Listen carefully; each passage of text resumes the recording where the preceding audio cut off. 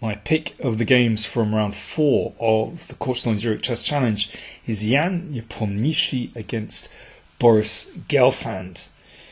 Well, I'm joining the game after 26 moves, and we have a really tense middle game position. White has a protected passed pawn on d5, but it's solidly blockaded by the bishop on d6. Black has a kingside pawn majority, 4 against 3.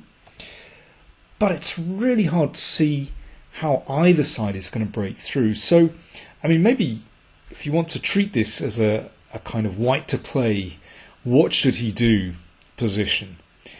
What did Nepomniachtchi play in this position?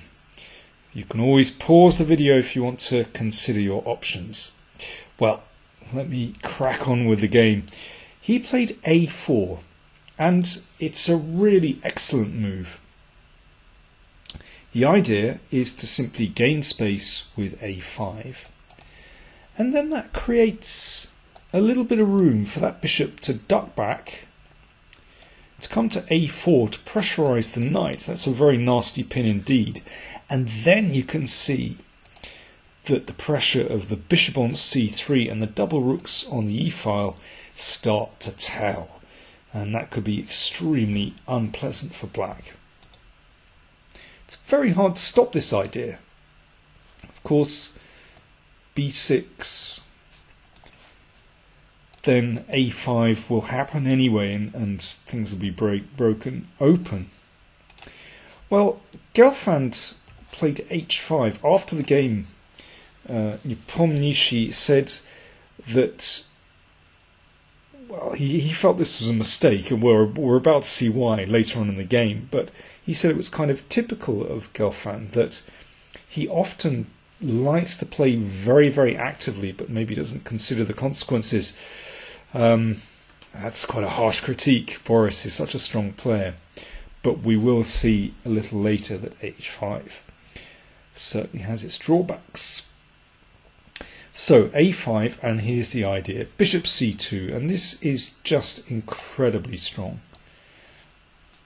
Once again, it's an example of the bishop pair, showing how effective they can be. So b5 played by Boris. This was exchanged off. Now the problem is that, you know, this is an isolated pawn. It's a very unpleasant position. Nepomniachtchi now played queen d3. Could play very simply here with a4, and then, for example, try to switch the rooks to the a-file to attack this pawn. Instead he went for queen d3, which starts to line up against that pawn on g6 that's been weakened when the h-pawn advanced.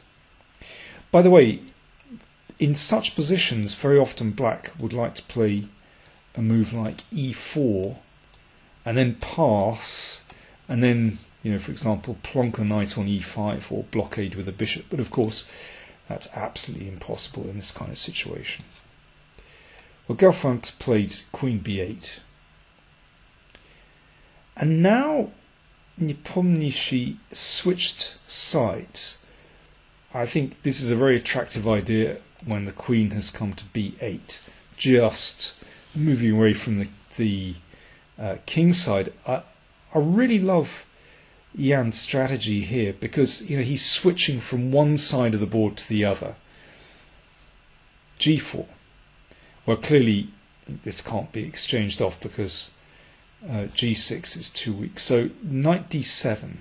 Oh yes, I should mention that taking on g4 with the h-pawn, and let's say playing e4, might be positionally very desirable, but unfortunately there is a drawback to this strategy.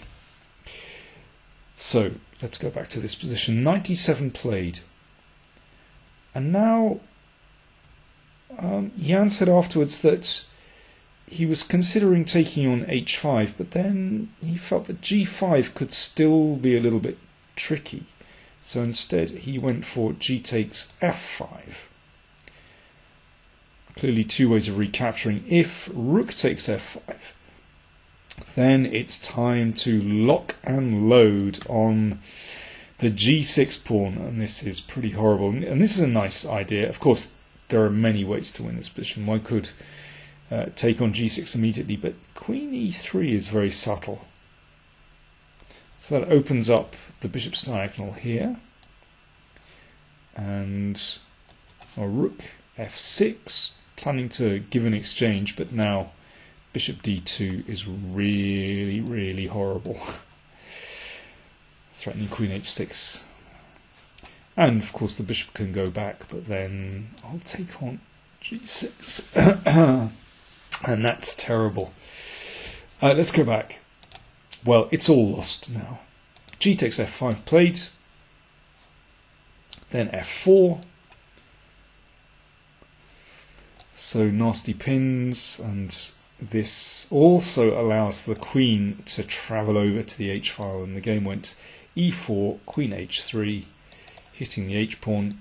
Now we see how h5 has turned into a terrible weakness. King h6, rook g2, threatening something like rook g5, bishop f4, and then bishop d1. And that was the end of that. There's no decent defense to queen takes h5, of course, knight f6, and that knight can just be eliminated. So here Gelfand resigned. This was a wonderful strategic performance by Ian Nepomniachtchi. He really outplayed Boris on both sides of the board. Well, first of all, he took control in the centre. If we come back to this position, you can see that he's managed to place his pieces absolutely beautifully. And then, you know, I love this plan of switching to the queen side, and then when he saw h5, then later on he switched to the king side as well. Absolutely wonderful strategy from white.